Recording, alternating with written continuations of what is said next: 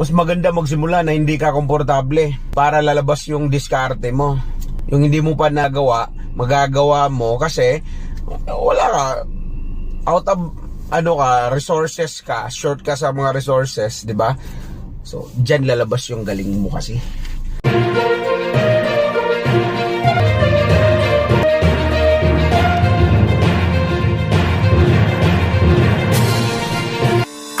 Ian de los Reyes. Yeah! Good morning! Happy Sunday, Uplines! Kumusta yung full week nyo?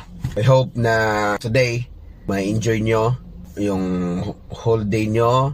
Tapos kapag relax kayo, makapag-reflect kayo. Lahat ng gusto nyo para sa sunod na linggo or starting tomorrow, maganda naman yung energy nyo para magtrabaho